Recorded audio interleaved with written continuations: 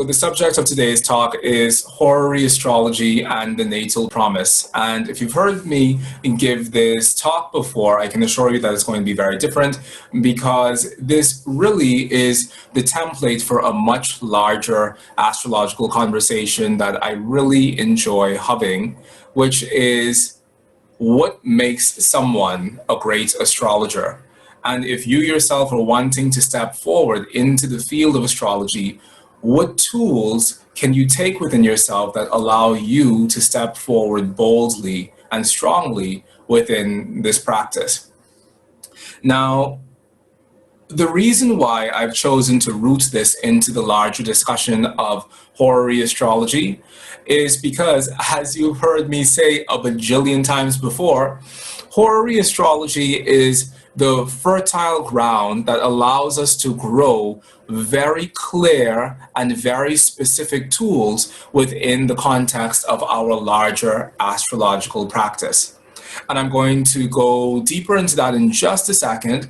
But before we go there, I want to do the housekeeping and just put down a list of definitions. And once again, you maybe have heard me give these definitions before, but I want to give the definitions of these things to you because I think that it's important for us to be moving forward with a mutual understanding. So before we talk about horary astrology, the larger thing that we have to talk about is divination. And for me, divination isn't just the thing that Professor Trelawney does in Harry Potter. Does anyone remember that? Maybe you remember it. Maybe you're not a Harry Potter person. But divination isn't just the thing that Professor Trelawney does, but divination is a part of our ancestral spiritual heritage as human beings. Because what divination is the art and science of establishing communication with the divine via an established symbolic language.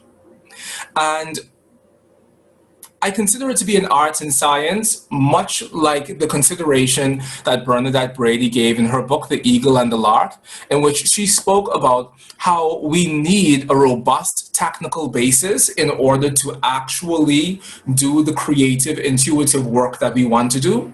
And so for that reason, for me, divination is both this art, which is the sum total of all of our technical skill acquiring, you have to get the skills in order to use them creatively, but it's also a science because it's really based in a very clear system of understanding. And no matter how spiritual or of the moment the divination system may seem, there is still an internal body of logic that underpins the sort of answers you're seeking to get from the divine.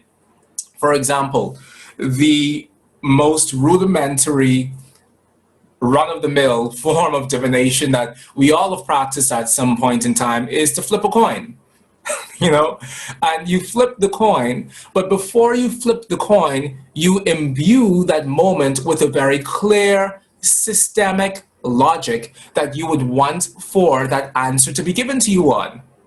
And that clear, systemic logic can be heads means yes, and tails means no. And as I say that, I'm thinking about how ironic it is that we always say that heads means yes and tails means no, which is essentially the same thing that the north and the south node of the dragon mean. If something is in contact with your north node, that's the thing that the universe is saying yes to. And if something is in contact with your south node, that's the thing that the universe is saying no to. And I just made that shit up. But it actually makes the most sense in the world, and I'm going to write it in my book. So thank you for bearing witness to this moment. But anyway, we have to imbue that moment with an internal logic in order for it to work. You don't just flip the coin. I used to actually do that. You just flip the coin, and no matter what way it comes up, it says yes. Like, that isn't the suspension of the ego process. You give a clear set of requirements to the universe, and then you allow the universe to fill in those requirements in an act of a random coin toss. And so what we've established thus far is that one, there is a clear system of language and logic that you're speaking with the divine through. You're saying, divine, the system that I want to talk to you through is this coin. And the logic that I want to talk to you through is that if this coin comes up head first, it's yes. And if it comes up tails first, then it's no. But you would have established a framework for that communication to unfold. And then the second part is that there has to be some suspension of your own personal ego process. And what I mean by that is that if you catch the coin in midair while it's about to fall, and then you intentionally put it on top of your hand in the way that you want for it to come out, then you haven't at all suspended the part of you that interferes with you receiving divine knowledge. And that's fundamentally what we come to divination for. We step into the waters of a divinational practice for the purpose of being able to suspend an aspect of ourselves that gets in the way of us receiving divine knowledge, because we know at some level that there's something within us that interferes and that blocks us from truly receiving unbiased information and unbiased wisdom from the cosmos. And so we step into divinational space for the specific purpose of us getting out of the way of the moment of divination. And that is really the crux of everything that we do. Whether it is horary astrology, whether it is the tarot, whether it's the Yi Ching, the geomancy, runes, whatever, every system of divination has as its internal locus of operation this fundamental reality that it supersedes your own human limitations by allowing you to suspend for a moment the part of you that interferes, the part of you that calls itself I, and to allow you to step into a much larger process against which you can frame the current experience that you're going through against a symbolic language. So within the act of horary astrology, what we're doing is framing our human experience, our deep human burning desires against a larger backdrop of the stars. And we're moving into that space, working within the general framework that says that there is a meaningfulness in me having this question now, and without specifically choosing a chart that reflects this question, I will trust within myself that there's something within the chart of this moment that's already reflecting this question. And I'll suspend my ego process enough for me to go to that chart to find within the body of that chart the crystallization of an answer for this thing that is truly burning within my heart right now. And that is what the horary moment is. The horary moment is a moment born out of a deep movement within the soul of you. The horary moment is born out of a deep movement within both soul and psyche to find a very specific truth. The very specific truth that gives you insight and awareness and divine counsel on what to do now at this moment in your life, now that you found yourself at this crossroads. And that's the function of our horary practice, but that's really the function of our entire scope of spiritual consultative methods. We've established that we need a method, and within the course of the program that we're about to partake in, we're going to lay out what the method is as per horary astrology. But the next thing that we've also established is that there has to be a suspension of me. there has to be a suspension of the personal ego within the moment of divination. And as I think about this, I think about the Hanged Man card in the tarot, where the Hanged Man in the tarot is essentially a symbol of Odin. Odin, who is the all-father god within the pantheon of Norse mythology. And the myth of Odin is that in order for him to receive the magic power that was held within the primordial runes, he had to hang himself on the world tree, and he sacrificed himself to himself. And as you read the poem, it says, "For 9 days and 9 nights I hung without food and water. I, Odin, sacrificed myself to Odin." And for me, that is really a profound thing to think about. And it's really a profound concept that we, as we move into this work that we do, have to sacrifice a lower expression of ourselves for a higher expression of ourselves. Because that too is a part of this divinational process. So whether or not you think that the practice of divination is putting you in contact with the ancient gods, or whether or not you think that the practice of divination is putting you in contact with the numinous within yourself, with the dweller beneath your own flesh, none of that matters. Because what matters is that the process of divination makes available to you something that would not have been available to you under any other human means. So when we step forward into this work, we are always sacrificing ourselves, sacrificing our tiny S self for the bigger S self, because we're trying to step into something that wasn't available before. So those are two pieces. Our divination system has to have an actual system, but it also has to have built within it a mechanism for us to suspend our egos. The mechanism in the coin toss is the actual random toss of the coin itself. The mechanism within the tarot is the shuffling of the tarot cards themselves. And the mechanism within horary astrology is holding your question within you and then choosing the chart of the moment, not because you've seen it before, but because this is the moment in which that question has crystallized within your heart. Now, the next thing that is necessary within the process of the divinational experience is that there must be a question.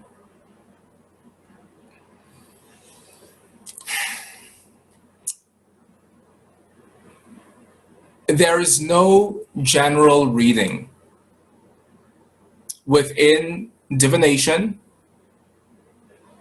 period. I mean, I was looking for another word. There is no other word. There is no general reading, because the very philosophical structure upon which divination is built is one that says that I have stepped forward into the temple of the ancient gods with a burning question within myself. And this concept of the general reading is really a modern one, because nowhere in antiquity did you find people asking general readings. In order for you to receive wisdom from the village oracle, or let's frame it even more romantically against the backdrop of you receiving wisdom from the oracle at Delphi. In order for you to receive her wisdom, you had to leave the hedge of your village encampment.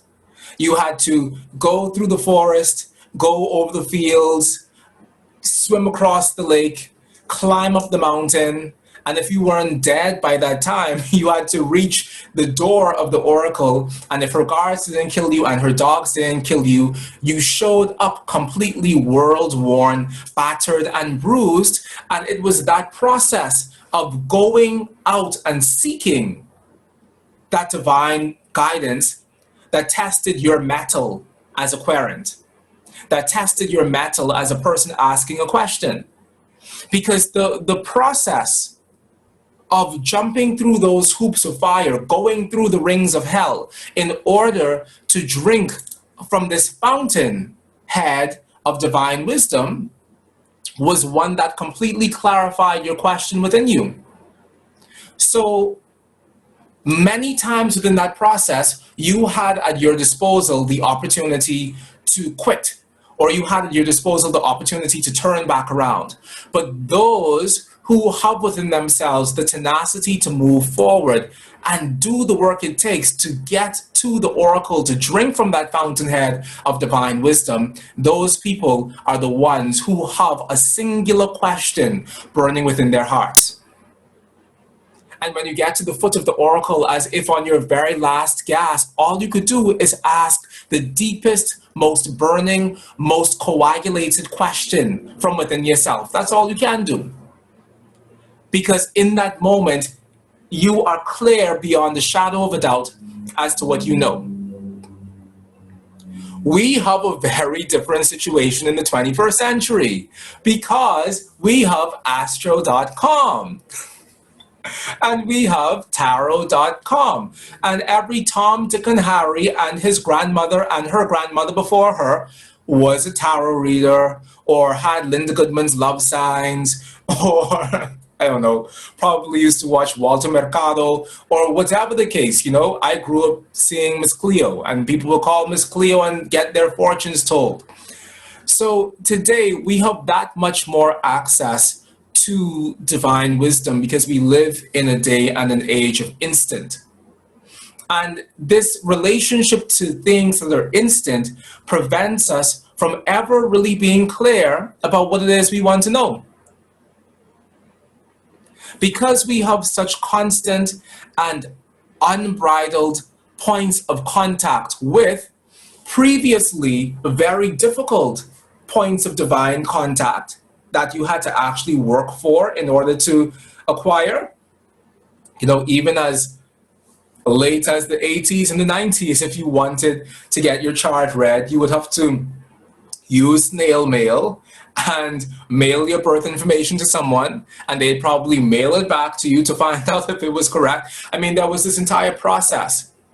But we've taken out so much of the process within the 21st century, and we have a period of instant gratification where people come to us seeking guidance with no internal clarity surrounding what it is they want to know about.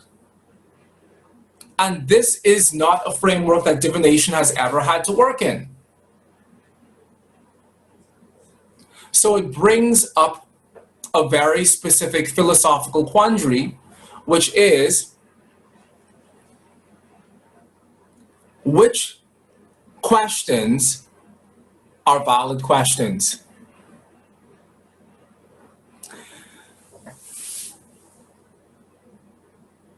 And which answers are valid answers? Because it stands to reason that if the question itself was invalid, then the answers that are born of those questions will also be invalid. So first of all, we have to decide what is a valid question. And the ancients had a very specific way of dealing with this. In Guido Bonatti's book on horary, he speaks about how the querent, or the person coming to receive the divination, should hold their question within themselves for 2 days and 2 nights and contemplate that question and then step forward for the divination. Now, in the 21st century of instant gratification, if you tell anyone to hold their question within them for 2 days and 2 nights, they're gonna go to the other astrologer down the street. So I'm not necessarily sure that that is a good modern practice. But we should have a mechanism of helping someone come to a very clear understanding of what their question is. But we also have to let it be a clear part of our languaging that insofar as a person is stepping into the work that we do for the purpose of divination, they also have to step forward with a question. I have literally given people their money back over the years because they came forward flippantly and they just wanted to see what the stars had to say, or they just wanted to see what the cards had to say. And initially, within my childhood with astrology and tarot and runes and Yi Jing, I never had a mentor to teach me what represented proper divination or not. But something within me knew that if you are coming to me to seek an answer, then you obviously have to be coming to me with a question. So this question orientation is also fundamentally a part of our divinational practice. Now, this brings us to another situation, because we have to ask ourselves, so yes, we know that horary astrology fits within a larger divinational worldview, but where does just astrology proper fit within our larger spiritual framework that we're building at the moment? Because is astrology divination? Is astrology the art and science of establishing communication with the divine via an established symbolic language? Like, that's really the question. And I struggled with this for a very long time because of what I have grown into understanding divination to be over 15 years of practice. More than 15 years of practice, but whatever. And I realized that natal astrology, and so please know that when I refer to astrology, I'm specifically moving in the direction of natal astrology because this talk is called Horary Astrology and the Natal Promise. So I realized that natal astrology did not function necessarily within the same way as horary astrology did, where someone came with a specific question of the moment. Is this person cheating on me? Is this person the love of my life? Should I move to Argentina? You know, those questions are quote unquote horary questions. So I realized that within natal astrology, that thing didn't exist. But within that time, I came to the conclusion that the entire structure of this astrology that we practice is built in the shape of a divinational practice. Because if we look at a chart, any chart whatsoever, whether it's the mundane chart and the first house is the people, and the second house is the money of the country, or if it's a natal chart and the first house is the native, and the second house represents the money and the liquid assets that that native has within this lifetime. Every chart is built within a greater divinational structure, because the fact that there are 12 houses over which is the dominion of a very specific set of things, i.e. the first house is the native and the life of the native, and the second house is the movable resources and the money, and the third house represents the siblings and the people within my community and my early education, and the fourth house is my father and my home and all of that stuff. Every chart is built under the impression that there are questions that have already been asked that chart provides the answers to. So within a worldview where the concept is that divination is the art and science of communicating with the divine via an established symbolic language, then yes, the entire corpus and doctrine of our astrology is also divinational, but it's divination of a different kind, which led me to the realization that insofar as astrology is divinational and chiromancy, which is palmistry, reading the lines on the palms of your hand, is also divinational, we have to really draw a line between divinations that occur within the moment and divinations that are built into the lifetime of a person. So a moment-based divination is your tarot reading, your rune throw, your I Ching cast, your horary question. But a lifetime divinational process is the process of reading your own natal chart and how that natal chart unfolds through time.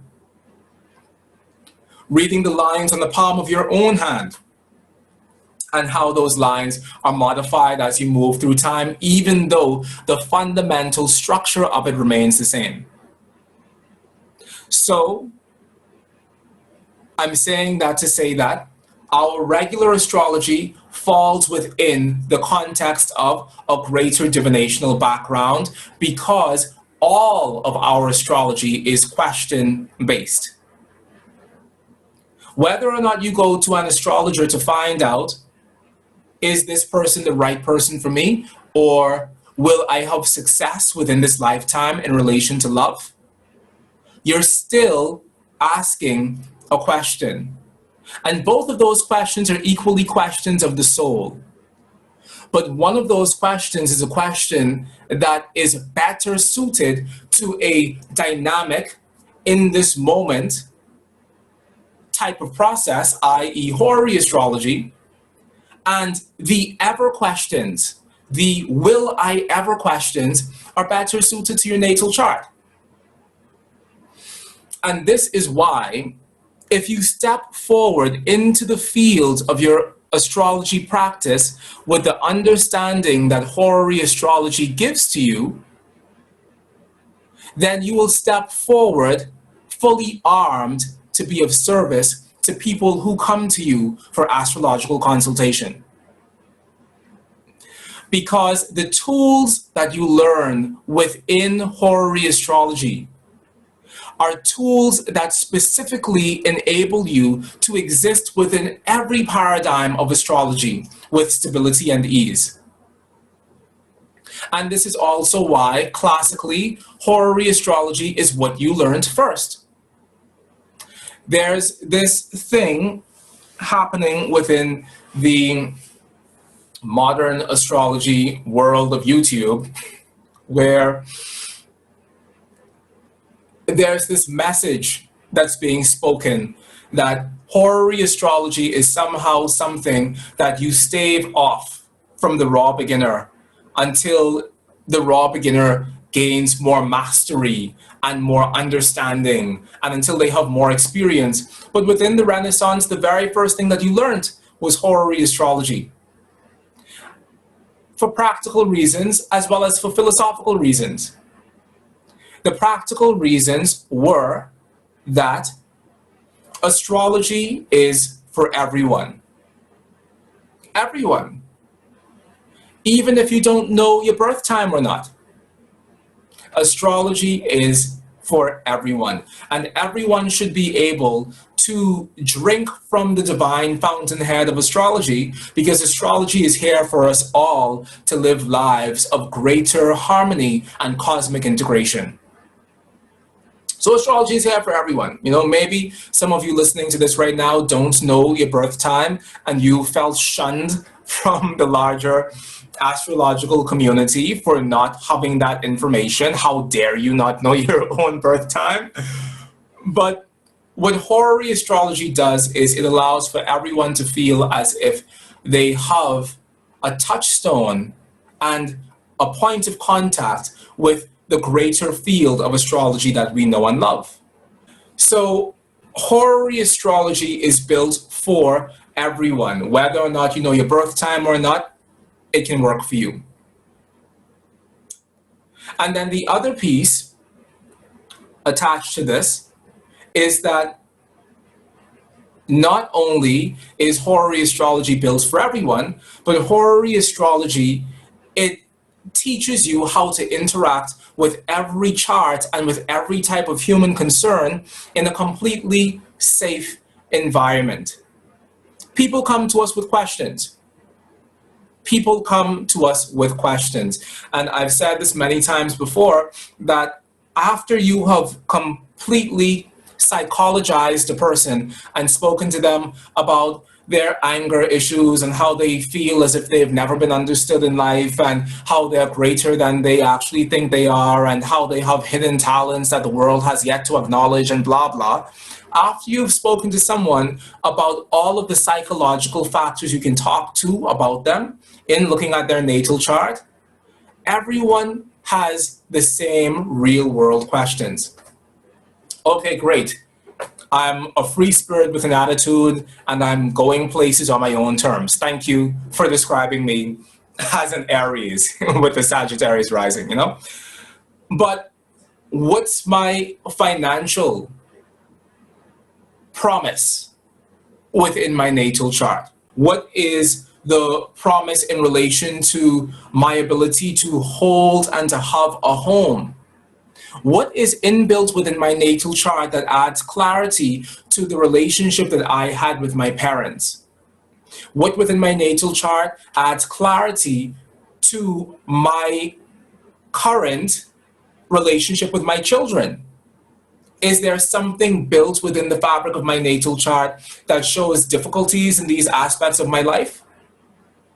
Or my health and relationship to illness, or my relationship to my spouse or my partner, or my higher education, or my friends, or my career, or anything? These are questions that people have. And as questions, we need to know how to answer them through the lens of a question-based astrology. Because that is where our astrology takes on a whole new life of its own.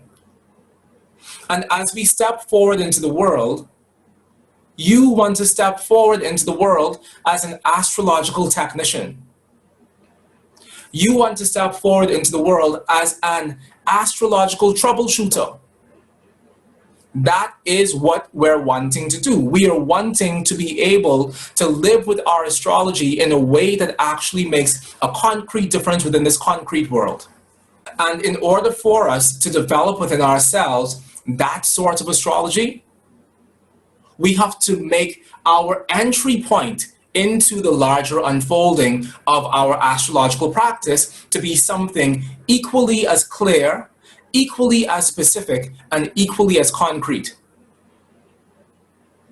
And this does not take away from the larger magic of astrology, which I think is something that a lot of people fear in relation to horary astrology, that somehow the magic of astrology gets taken out if I begin to interact with the entire landscape of my astrological practice through this very clear question orientation. But it doesn't. Because is it not magic that the crystallization of the heavens in your birth chart from the time that you were born has within it the larger story of your entire life's unfolding?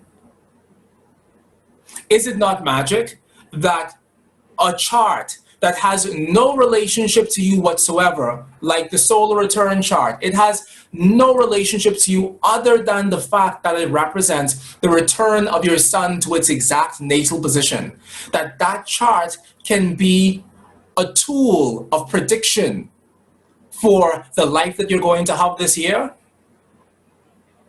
Is there no greater magic than the fact that this crystal of universal song that we all call our natal charts can receive actions from planets that are currently moving, even though the disposition of the heavens, as is represented by our natal charts, is no longer the case? What makes this moment of my life and of my entry point into material existence so potent that the position where those planets used to be still sings and still vibrates with the hum of my personal life story? That should another planet currently moving within the Chelum, which is Latin for the heavens, that another planet currently moving within the Chelum, making aspects to that point where nothing actually is in the real world, can still impact me so profoundly. So the entire field of our astrology is magic. The very improbability that this astrology should work at all is magic. So what I'm suggesting, by imploring everyone to begin to work with their astrology through this more filtered lens, is for us to create a framework that allows that magic to fully thrive and flourish and unfold with greater specificity, but also with greater impact for the lives of the people that we serve. And that's the reason for this workshop this week. The Horary Astrology and the Natal Promise Intensive is specifically for us to find the thread of ourselves as it's manifesting in the moment, and to trace that thread not just through the horary chart, but back into the natal chart, into the solar return chart for this year, and back to the horary moment, for us to see how, in the very kaleidoscopic way that our astrology functions, we can find our reflection, or we can find the reflection of our burning question throughout every single astrological contact point we have for ourselves. The horary moment, the natal moment, the solar return moment, and more. And if we can begin interacting with astrology in that way, then we can really step forward as astrological troubleshooters.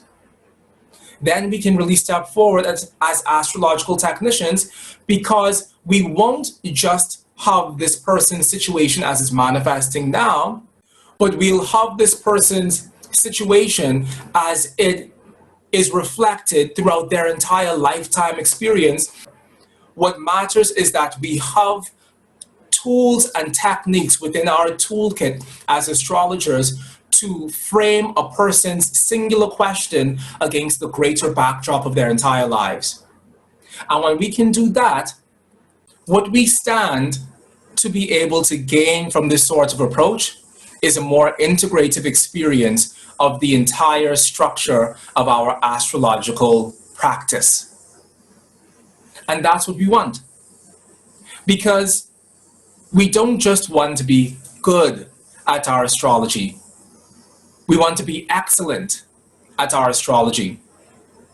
And your excellence as an astrologer isn't defined by what you know, or who you've studied with, or how long you've been practicing, or how old you are. None of these things matter in the greater unfolding of this excellence theme that we're talking about. Your ability to be excellent as an astrologer is based on how helpful you can be to the people who come to you to receive guidance. And those people don't give a shit about whether or not you precess your solar returns, or whether or not you cast your solar returns using the tropical zodiac. They actively do not care whether or not you're using secondary progressions, tertiary progressions, or any sort of anything. These things don't matter to people when they are coming to you in a state of crisis. What matters to them is that in coming to you, they can find help, and that you can be helpful.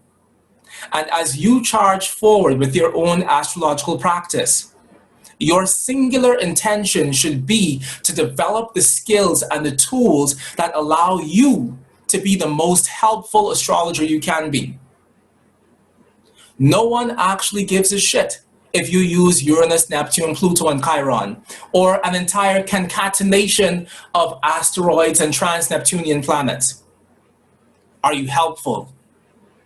Can you give me help that is rooted within the actual, tangible fabric of the stuff that I'm going through right now?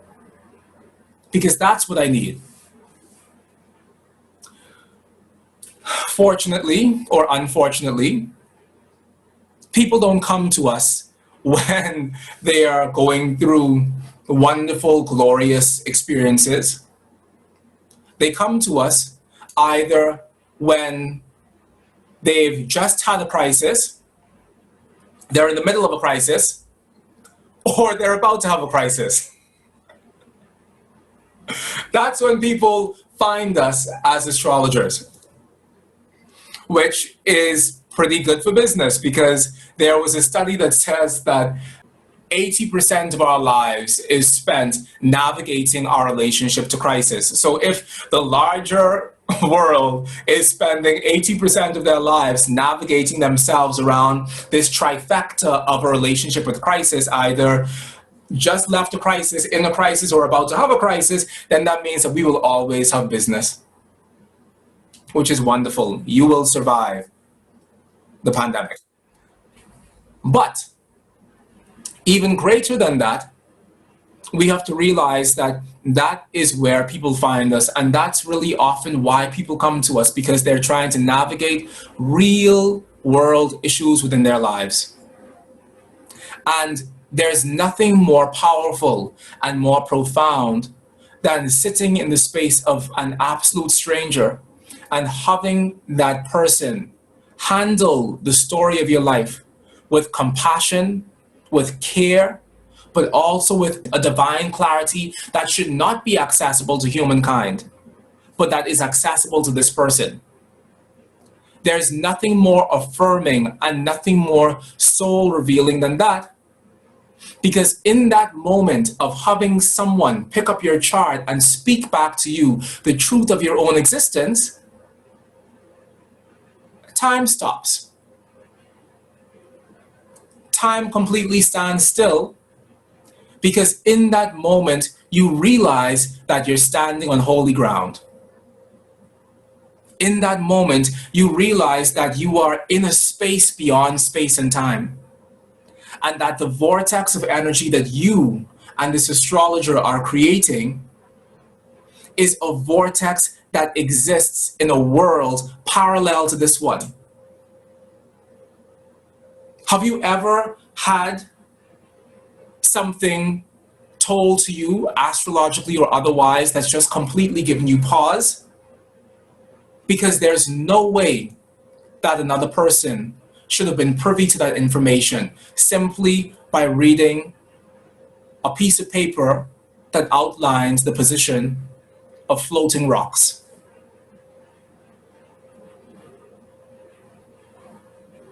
Everything we do is magic. Everything we do within our entire astrological practice is magic, and our jobs is to give people touchstones of practical magic within their lives, but also because it is our divine prerogative as practitioners of stellar divination to give a person a contact point of God within their lives. We have to equip ourselves with the sorts of tools that allow us to be clearer channels of that information.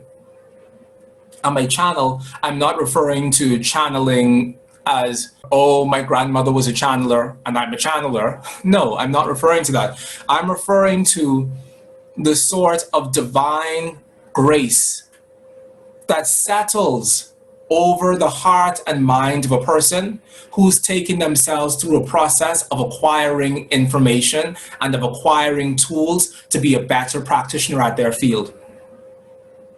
When you allow yourself to step forward into an environment like this to learn beyond the current plateau of your current education, when you allow yourself to go to a conference or to download a recording or to do any of these things that represent you being willing to expand the parameters of your own knowledge, then the entire cosmos conspires to feed through you greater words of truth and greater words of wisdom, because you have put yourself in a continuous vortex of being open to that which is greater than yourself.